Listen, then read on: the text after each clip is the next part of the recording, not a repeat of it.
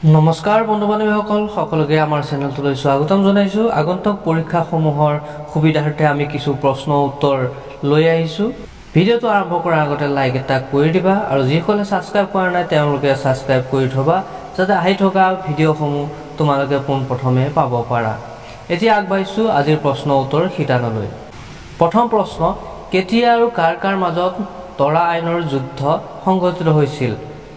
উত্তৰ 1191 খ্ৰীষ্টাব্দত পৃথ্বীৰাজ চৌহান আৰু মহম্মদ ঘুৰিৰ মাজত। কোনজন চুলতানে অশোকৰ স্তম্ভ দিল্লীলৈ স্থানান্তৰিত কৰিছিল? ফিৰোজ শাহ তুগলক।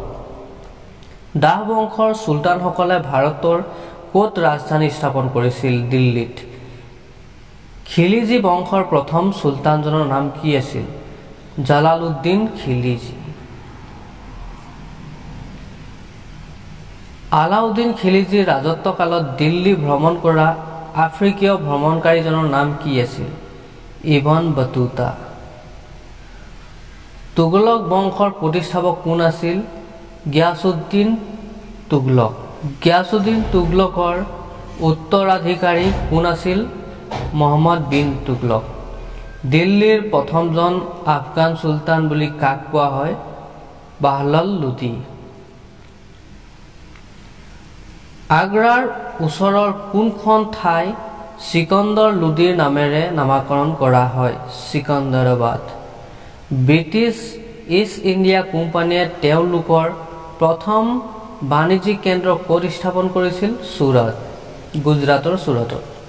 কেতিয়া আৰু কাৰ কাৰ মাজত প্ৰথম পানিপথৰ যুদ্ধ সংঘটিত হৈছিল? 1526 খ্ৰীষ্টাব্দত ইব্ৰাহিম লোদী আৰু বাবৰৰ মাজত। বাবৰে তেওঁৰ স্মৃতি আৰু অভিজ্ঞতাসমূহ এখন গ্ৰন্থত লিপিবদ্ধ কৰিছিল। গ্ৰন্থখনৰ নাম কি? বাবৰনামা, আৰু এইখন তুৰ্কী ভাষাত লিখিছিল। বাবৰৰ মৃত্যুৰ পিছত তেওঁৰ উত্তৰাধিকাৰী কোন হৈছিল? বাবৰৰ পুত্ৰ হুমায়ুন। পানিপথৰ দ্বিতীয় যুদ্ধ কেতিয়া কাৰ কাৰ মাজত হৈছিল? 1556 খ্ৰীষ্টাব্দত হিমু আৰু বৈৰাম খাঁৰ মাজত। নিজৰ জীয়েকক আকবৰলৈ বিয়া দিয়া ৰাজপুত ৰজাজনৰ নাম কি আছিল? অম্বৰৰ ৰজা বিহাৰীমল। আকবৰে প্ৰৱৰ্তন কৰা ধৰ্মীয় শাখাটোৰ নাম কি? দিন-ই-ইলাহী। কোনজন পণ্ডিতে আইন-ই-আকবৰী নামৰ গ্ৰন্থখন লিখিছিল? আবুল ফজল। জাহাংগীৰে লিখা আত্মজীৱনীখনৰ নাম কি আছিল? তুজক-ই-জাহাংগীৰী।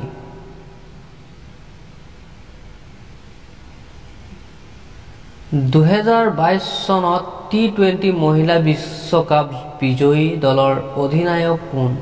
উত্তৰ মেগ লেনিন, অষ্ট্ৰেলিয়াৰ।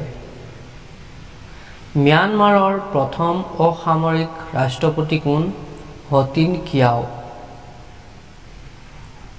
ICCৰ পুৰণি নাম কি? ইম্পেৰিয়েল ক্ৰিকেট সন্মিলন। গোৱাৰ চৰকাৰী ভাষা কি?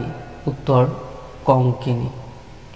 সূৰ্য আৰু পৃথিৱীৰ মাজৰ দূৰত্ব কিমান? 149.6 মিলিয়ন কিলোমিটাৰ। সম্ৰাট শ্বাহজাহানে কোনখন নগৰ নিৰ্মাণ কৰিছিল? শ্বাহজাহানবাদ। কোন খ্ৰীষ্টাব্দত শ্বাহজাহানে আগ্ৰাৰ পৰা দিল্লীলৈ ৰাজধানী স্থানান্তৰিত কৰিছিল? 1648 খ্ৰীষ্টাব্দত। আজিৰ ভিডিঅ'টো কেনে পালা জনাবলৈ নাপাহৰিবা, আৰু যিসকলে এতিয়াও চেনেলটো ছাবস্ক্ৰাইব কৰি থোৱা নাই, ফ'ল' কৰি থোৱা নাই, ছাবস্ক্ৰাইব আৰু ফ'ল' কৰি থবা যাতে আহি থকা সকলো ধৰণৰ প্ৰশ্ন উত্তৰ বা বিজ্ঞাপনসমূহ তোমালোকে পোনপ্ৰথমে পাব পাৰা। তাৰ বাবে ছাবস্ক্ৰাইব কৰিবলৈ নাপাহৰিবা। ভিডিঅ'টো ভাল পালে কমেণ্ট এটা কৰিবা, লাইক এটা নিশ্চয় কৰি দিবা। ধন্যবাদ। জয় অসম। লগ পাম নেক্সট ভিডিঅ'ত।